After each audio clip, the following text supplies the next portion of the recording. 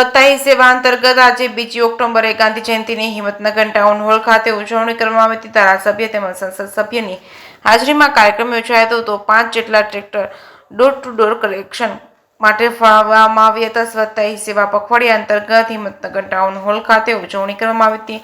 17 સપ્ટેમ્બરથી આ પખવાડિયાની શરૂઆત કરવામાં આવી હતી, જે આજે 2 ઓક્ટોબર રોજ અંતિમ ચરણોમાં પહોંચતા ઉજવણી કરાઈ હતી। મોટી સંખ્યામાં સ્થાનિકો, નગરપાલિકાના કર્મચારીઓ ઉપસ્થિત રહ્યા હતા। ધારાસભ્ય અને સાંસદ દ્વારા સ્વચ્છતાને લઈને શપથ લેવામાં આવ્યા હતા। પોતાના દેશથી લઈ પોતાના મહોલ્લાને સ્વચ્છ રાખવાના શપથ લેવામાં આવ્યા હતા। પાલિકા દ્વારા સ્વચ્છતા હી સેવા અંતર્ગત 5 જેટલા ટ્રેક્ટરો હિંમતનગરને સ્વચ્છ રાખવા ફાળવવામાં આવ્યા હતા, જેમાં નવા ગામડાઓનો સમાવેશ કર્યો હતો। વિસ્તારમાં 15મા નાણાં પંચ અંતર્ગત ફાળવણી કરાઈ હતી। હિંમતનગર શહેર સ્વચ્છ રહે અને લોકો ડસ્ટબિનનો ઉપયોગ કરે તે હેતુથી લોકોને પણ આ અંગે માર્ગદર્શન આપવામાં આવ્યું હતું। જે કેએસયુ ગુજરાતી સાથે અશોક નાઈ, સાબરકાંઠા।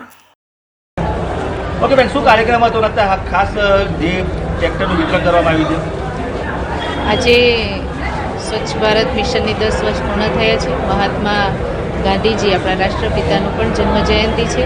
એ નિમિત્તે અને માનનીય વડાપ્રધાન શ્રી મોદી સાહેબના જન્મદિવસથી આજે 2 ઓક્ટોબર ગાંધીજીના જન્મદિવસ નિમિત્તે સેવા પખવાડાનો કાર્યક્રમ ઠેર ઠેર ઉજવાઈ રહ્યો હતો। એના ભાગરૂપે આજે અહીંયા પણ સ્વચ્છતા, સ્વભાવ સ્વચ્છતા, સંસ્કાર સ્વચ્છતા, સેવા સ્વચ્છતા એના અંતર્ગત માનનીય વડાપ્રધાન શ્રી મોદીજીએ જે સ્વચ્છતાનું આહવાન કર્યું હતું એ દેશની જનતા સુધી પહોંચ્યું છે। દરેક જણ સ્વચ્છતામાં ભાગીદારી લઈ અને દેશને સ્વચ્છ બનાવવાની મુહિમમાં આગળ વધી રહ્યા છે। સૌ દેશવાસીઓને ગાંધી જયંતિની શુભકામનાઓ।